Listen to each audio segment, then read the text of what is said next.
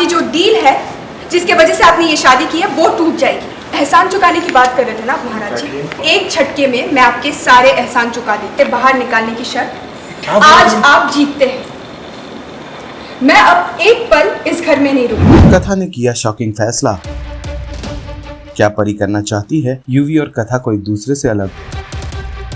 Serial कभी नीम नीम कभी शहद शहद का आने वाला एपिसोड बहुत ही ज्यादा ड्रामेटिक हो चला है। कल आप देखेंगे कि कैसे तीज के इस खास मौके पर परी के चलते कथा और यूवी के बीच में गलतफहमियों की एक बार फिर से दीवार खड़ी हो गई है। दोनों की नजदीकियां बढ़ती नहीं है कि दूरियां आकर अपना जगह बना लेती हैं दोनों के बीच। इस बार भी कुछ ऐसा ही हुआ है, लेकिन इस बार तीज के मौके पर परी ने कुछ ऐसा कर दिया जिसके चलते बहुत ही बड़ा फैसला कर लिया है कथा ने यूवी के साथ साथ उसके घर को छोड़ने का भी फैसला कर लिया है। अब देखना तो ये होगा कि क्या यूवी या उसके परिवार वाले कथा को रोक पाएंगे, क्या परी अपने प्लान में कामयाब हो पाएंगे। और आप ही के कहने पे उसने मेरी चाय खरीदी। क्यों किया आपने ऐसा? क्यों मेरे आत्मसम्मान को ठेस पहुंचाई? मेरे साथ छुप छुप के खेल खेल रहे थे और उतनी ही सफाई से पूरे परिवार को ये बात बता दी ताकि मेरा और मेरे आत्मसम्मान का मजाक उड़े। बड़ा आत्मसम्मान बोलती है, आज मैं इसे दिखाता हूँ। ये सोचा होगा ना आपने, इसलिए रचा ना आपने ये प्रपंच। मैं बस तुम्हारी हेल्प कर रहा था। I was being nice, लेकिन मैं भूल गया कि सिर्फ अच्छे लोगों के साथ अच्छा बनना चाहिए, तुम जैसे लोगों के साथ नहीं।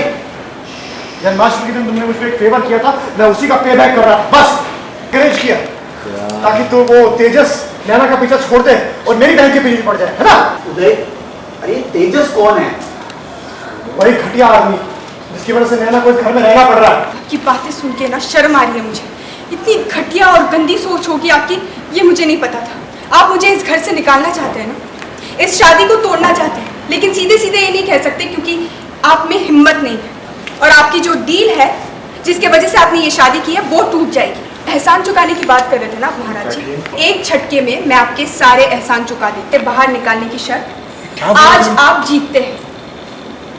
मैं अब एक पल इस घर में नहीं रुकूंगी। कथा बहू, इसे तो मैं बरसों से देखते आ रहा हूं, वो जैसा है वैसा ही है। लेकिन मैंने तुम्हें इसलिए चुना था कि तुम उसे सही रास्ते पर ले आओगी, लेकिन मैं देख रहा हूं कि तुम भी उसी के रास्ते पर भटक रही हो।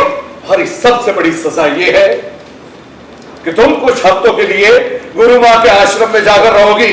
सीरियल कभी नीम नीम कभी शहद शहद से जुड़े तमाम अपडेट्स को जानने के लिए टेली चक्कर को लाइक शेयर सब्सक्राइब जरूर करें।